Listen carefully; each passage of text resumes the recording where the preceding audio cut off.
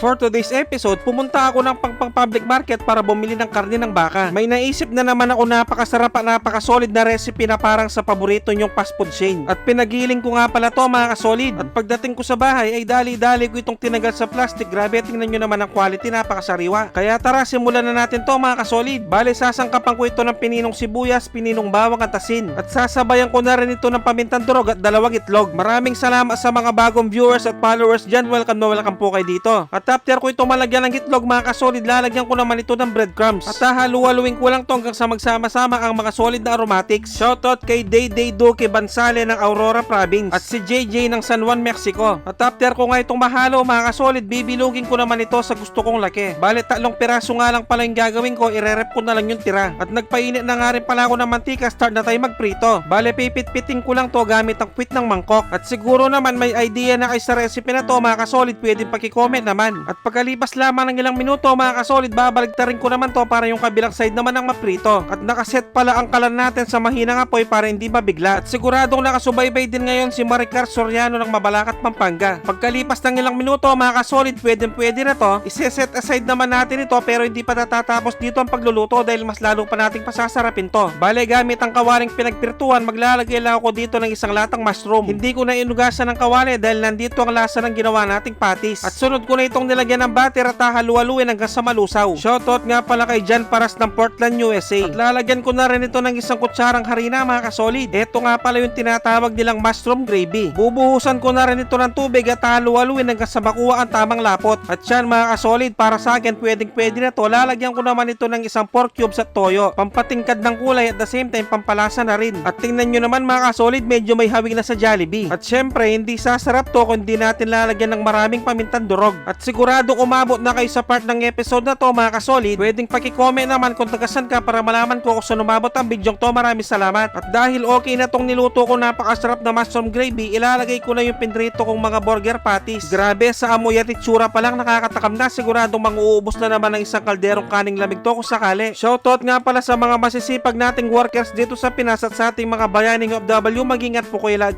At dahil luto na ang aking napakasarap at napakasolid na burger steak ala Kasolid Vlogs, magsisisling na tayo. At syempre, dito na tayo sa pinaka-exciting part, ang tikiman time. Yun no? Solid ang mga burger steak natin dahil sobrang kapal. At the same time, purong baka talagang ginamit natin. Kain po tayo mga kasolid.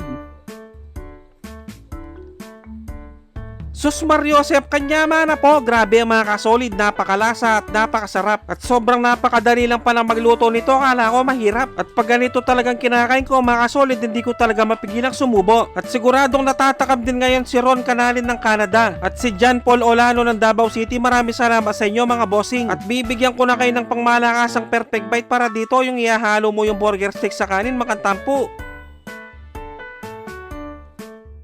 Taksya po na kalasa ng kalasa. At kung siyempong hating gabi nyo naman napanood to mga kasolid, mag-order na lang kayo o kaya mag-automatic pancit canton na lang kayo mga bossing. Dapat yung spicy ha. At siguradong nakatutok din ngayon si George Madrid at Myra Madrid ng Pampanga. At si Ronnie Barusog ng California, USA. Maraming salamat po sa panonood. Siguro hanggang dito na lang muna ng episode na to. So off-cam ko na lang ubusin to. Maraming salamat sa mga walang sawang sumusuporta at sumusubaybay sa aking mga video. At sa mga walang sawang nagsishare, maraming salamat. Napakasolid nyo. Sobrang na-appreciate ko kayo lahat. Magkita-kita ulit tayo next episode. Magluto na kayo ng napakasarap at napakasolid na sizzling burger steak. Maraming salamat sa panonood. Mag-ingat ang lahat. Basta Kapampangan, manyaman!